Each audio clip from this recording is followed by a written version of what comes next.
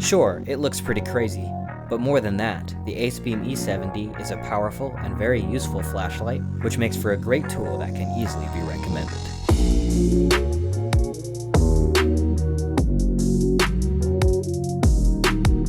The E70 is a very well-built, compact light boasting impressive performance, with a turbo output of over 4,000 lumens and a wide, floody beam. With its unique and well-implemented user interface, this is clearly intended as a high-end EDC light, and I think it is great for a wide variety of uses. The E70 is surprisingly compact, being 12.8 centimeters long and 3 centimeters wide at the head. It weighs only 102 grams without the battery. The light uses a dual tube design, with cutouts in the outer tube and the textured inner tube anodized bright blue. I wish it came in more colors like red, green, or orange. Even gray would be nice, but the cyan is very appealing. While it looks fancy, there is a functional purpose for this design, as the extra interior tube provides current to the rear E-switch in the tail. This switch sits flush with the tail cap, allowing for tail standing, but still being easy to actuate with gloves. The switch has a stainless steel metal cover, and is decently clicky and nice to use. The interior of the inner tube is anodized, as are the threads on the main tube, which are square cut and very smooth. Both the head and tail possess gold-plated springs. There are cutouts around the tail cap that allow for attaching the lanyard and the pocket clip, which is a thin steel clip secured by 2 screws. It's actually much sturdier than it looks, but is not nearly as cool as the design used on the stainless steel and titanium versions of the light. The pill and head have some unique cutouts which may provide some degree of heat sinking, but are largely for aesthetics, while the head has a stainless steel crenulated bezel. Below the bezel sits a nice piece of mineral crystal glass with anti-reflective coating, which protects the textured aluminum reflector and a Cree XHP70.2 LED. This light is available in both 6500K and 5000K color temperatures.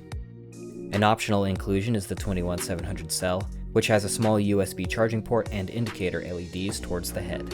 This cell has a claimed 5,100 mAh of capacity and can actually be used as a power bank. The E70 is a pretty tough light, being rated for a 1 meter drop and having an IP68 waterproof rating. It definitely seems quite durable, and I don't have any worries about reliability or longevity. Overall, the build of this light is very nice. It feels great, is well machined, and looks very cool.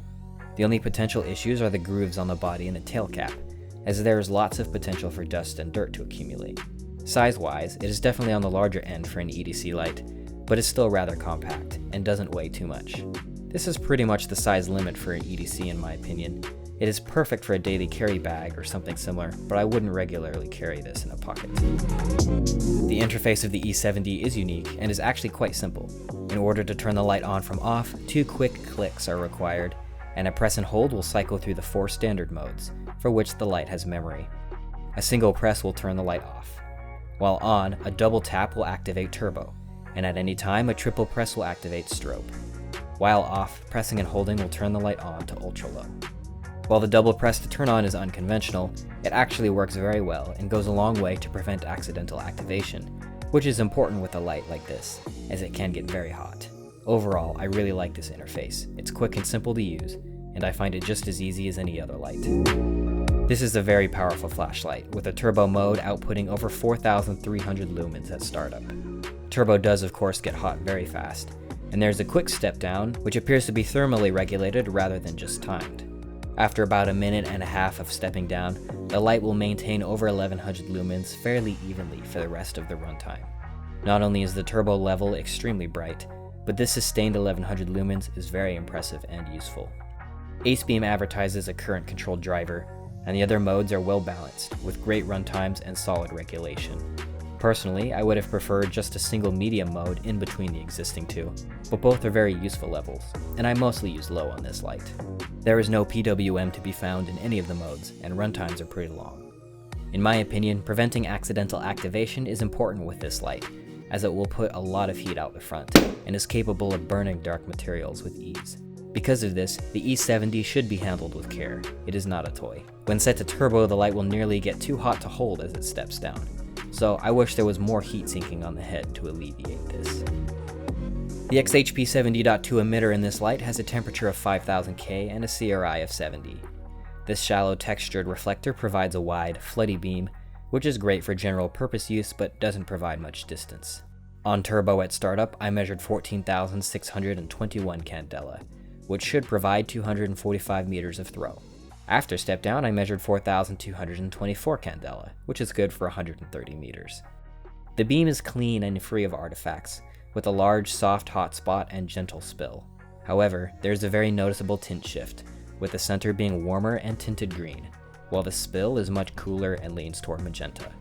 Overall, the color is mediocre, but while the XHP is sometimes disliked for its beam, I really like the wide floody pattern found in the E70, as it is very useful for a variety of tasks, and I am okay with the color because this pattern is just so useful. Though not intense, the very high output does still allow for some decent reach, and this light has an impressive ability to illuminate a large area in the dark. Overall, while I had my doubts at first, I ended up really liking this flashlight, and I think it's an excellent option for general use. The price is on the higher end, though still a pretty good value at $70. The extra battery will add an extra $20 to the price, which is a bit too high in my opinion, so I wouldn't purchase this cell if you already have a 21700 and a charger. With its Cree XHP70 LED, the E70 doesn't have the greatest color, but it makes up for it with tremendous output and a nice beam pattern. If you don't already have a nice flashlight, I feel this could be the one high-end light you own, and is a light I can certainly recommend to most people. Though if you are an enthusiast, the E70 may not offer anything particularly new or exciting, even if its look suggests otherwise. Acebeam advertises this as an EDC light, which I may not agree with as it's just a bit large for pockets, but I do think it's the perfect form factor for an easily carryable general use flashlight.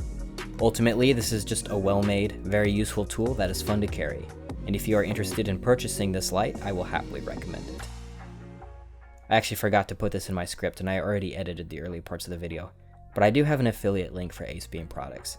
You can assume I'm biased if you want, but all the test results and opinions shown here are my own. Well, that's all for this one. If you liked it, please consider subscribing for more reviews and stuff. If you have any questions or suggestions, please leave them in the comments below. Alrighty, see you in the next video.